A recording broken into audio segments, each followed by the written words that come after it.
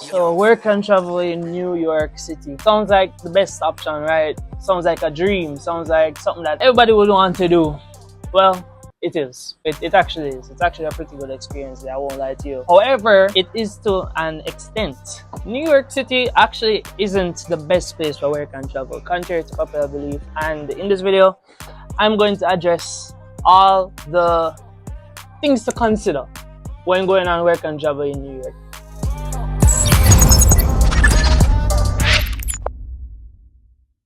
So I was a ride operator in New York this past summer for J1. I was at the Luna Park in Coney Island. Just right off the bat, let's talk about the first thing. The first thing is rent. So as it relates to rent, you're gonna want to find housing that's close by to the job, right? But it's New York. I'm sure that everybody knows it. New York housing is very expensive. It's a big city. Personally, I didn't have to pay rent. I was able to stay with a relative of mine.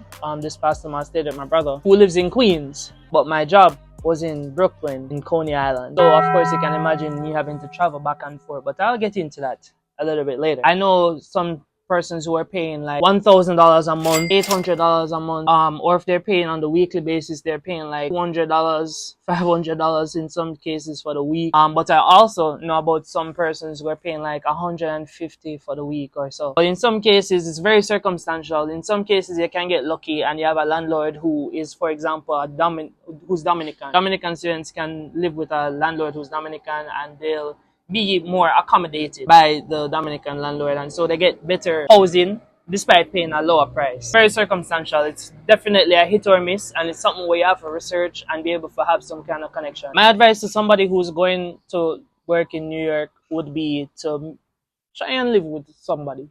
And if you're going to live with somebody, make sure you're living close by to the job, because it can be a toll when you're living far away and then you have to travel to the job. And I'll talk about that in a minute. Consider how high and expensive it is, and also how hard it is to find housing as well, because a lot of people live in New York. New York has like 8 million people. That's 2 times plus the population of Jamaica alone. Job options and availability of jobs.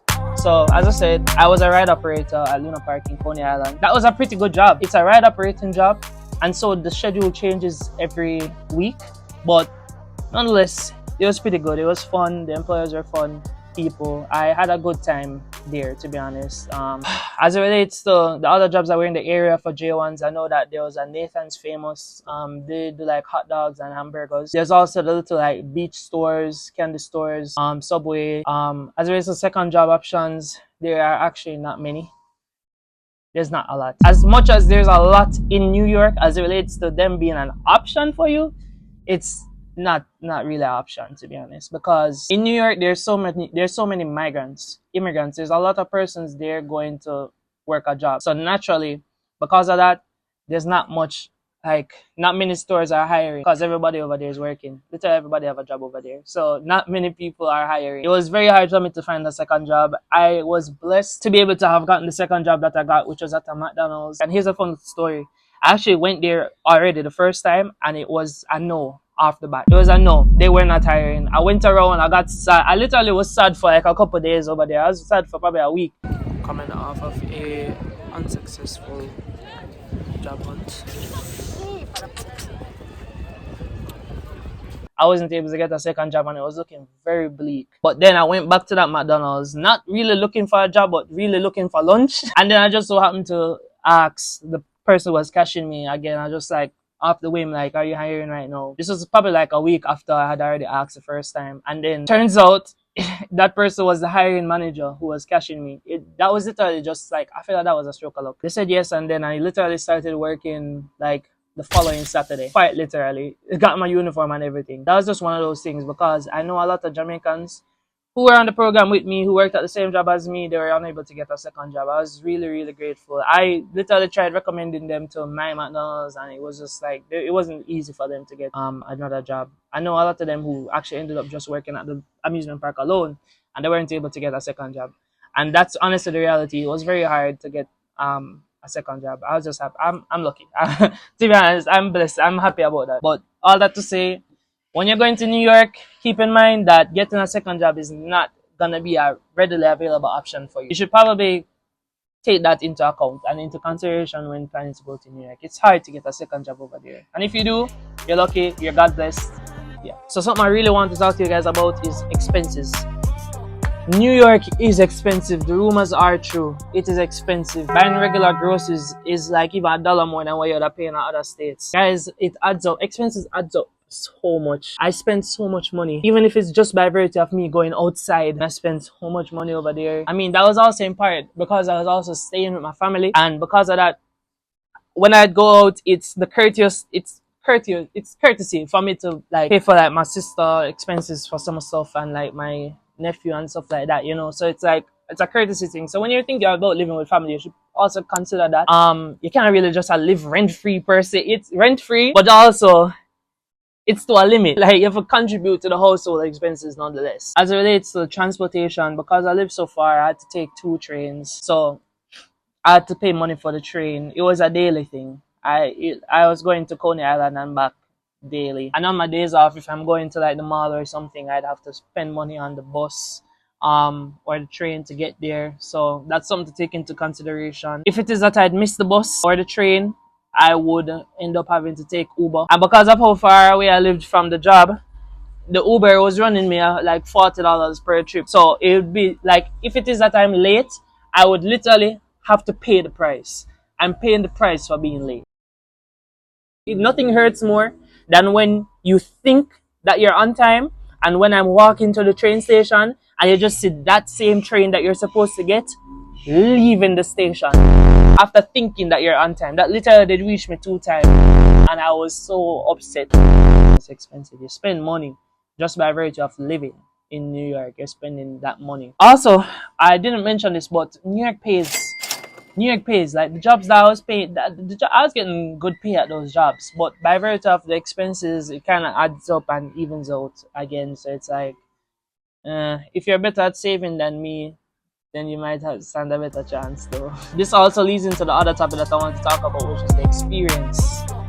The experience of New York is something that you shouldn't take for granted. I definitely didn't. I don't think I did. I did a lot. I went to Central Park, the Museum of Art. I went to the Museum of Natural History. I went to Times Square, Coney Island, naturally because I work there. There's just so much to experience in New York. I feel like my best experiences were just me going to Manhattan. But those experiences didn't come like free of cost. Of course, you'd be paying money, so it's something that it's like a trade-off. It's things that if you want to experience New York, you have to pay money. Nothing is really free. Nothing in this world is free. I think if you have the opportunity to go to New York, and if it is that you so choose to go there, you should definitely think about experience in New York. I actually went to the Statue of Liberty too. That was probably the highlight of my summer. I went to Statue of Liberty, but these things like Statue of Liberty, that whole trip probably costed about like $200. Like if you add up everything, including like food. Going to Times Square is probably the cheapest thing that you can do because you don't have to spend money, but you got want food and anything, and food not cheap. And a big part of it is making friends in New York City. When you're living by yourself, or for example like living with a relative, it might be easy to not have to interact with people, but I would suggest doing it. I did it and it was the best part of my work and travel experience in New York. The friends that I made at work, they were the best part. Big up everybody who I met. I met so much people. I can't possibly, from the Jamaicans to the Nigerians to the Dominicans to the Kazakhstans, persons from Hong Kong, the Americans, everybody. Made so many friends over there and it made the experience 10 times more enjoyable. So to wrap up this video, is it worth it? That's the big question, and I would say from my experience it is worth it. Going to New York, I'm not saying this to discourage, this video is not to discourage anybody from going to New York. It's simply things to consider, or things that I didn't initially consider when I was going there, so I want other persons to be able to consider them, take them into account so you're not like caught off guard by it. Because to be honest, all the things that I experienced over there, I'm overall a pretty chill dude, so I was able to kind of like adapt and just pivot from those things that I experienced, whether it be the spending, the second job hunting and all of those stuff. Just, you know, I don't want anybody to be blindsided by the things that you might experience in New York City. It's a great place, and I think that it is worth it. If you are able to go there, it's worth going. Just Things to consider. You might not necessarily save as much money as you might think that you can. But you'll definitely be making a lot of money. So as long as that's something that you have to sacrifice and be able to do, take into consideration the rent and take into consideration the overall experience that you're gonna want to have. And in my experience, I enjoyed New York. I love New York. It was great. It was great. As you can see from the montage that I put in before this video started, I mean, I did a lot, and there's a lot of cool things about New York City. And working there and working as a ride operator isn't that bad. It's just a thing where like you have to think about the schedule and how much that means to you to be able to have a set schedule. Because if that's what you're looking for, then probably a ride operator job is the best. So yeah, that's about it from me. Thank you guys for watching. I hope this video was insightful, and I hope that it helped you if you're interested in going to New York, or if you're just wondering and just curious about what it was like for me working in New York. I've been wanting to make this video for a while, so thank you guys for watching. I'm Crossfield, and now we're going on. Let me just make these cars pass because people speeding on the roadway like so. I'm gonna change this battery real quick. I'll be right back.